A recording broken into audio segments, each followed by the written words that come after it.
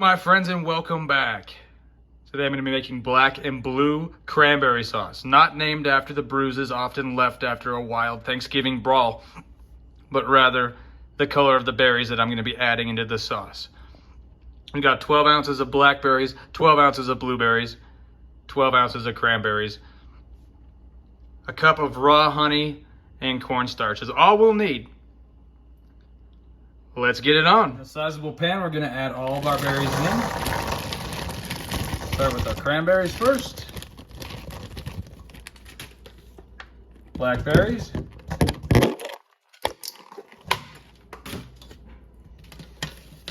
Blueberries. Now we're going to want to cover our berries completely. Yep, it's very important that you cover your berries. Cover your berries completely with water here.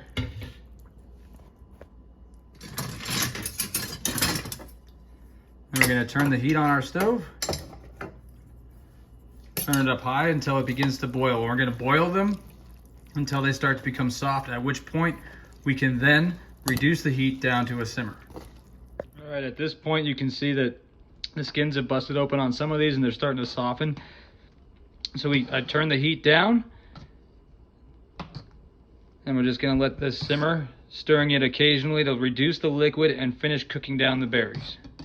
Getting closer, do not forget to stir. Stir, stir, stir, like your sauce depended on it.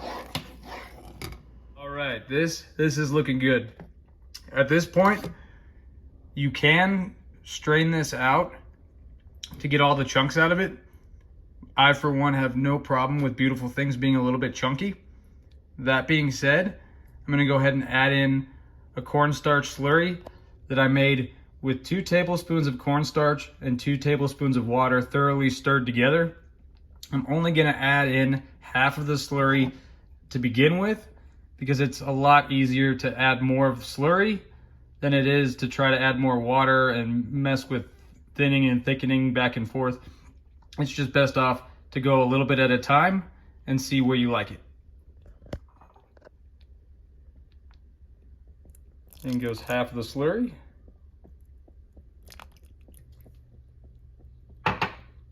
Stir it in, and we are going to bring this back to a boil to activate the thickening power of the starch.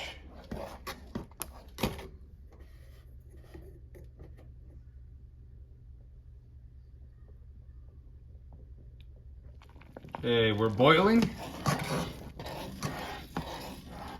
Allow it to do so for a couple moments and then reduce it back to a simmer.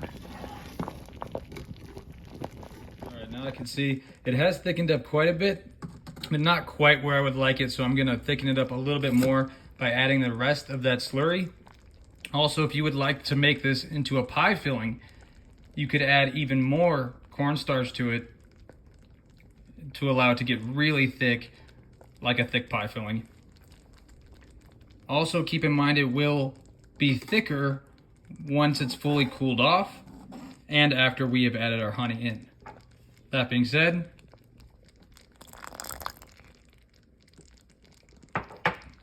there's our slurry. Thoroughly mix, gonna bring it back to a boil and then add our honey in. Okay, honey's going in.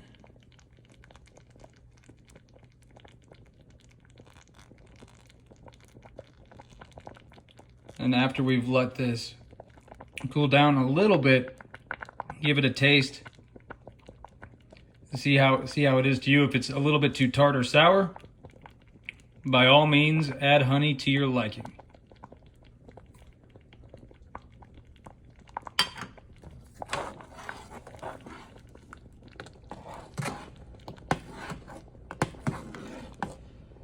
Thoroughly mix all of that in. And we're gonna let it cook down a little bit more.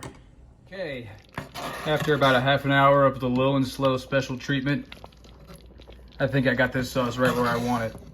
At this point, go ahead and give your sauce a taste.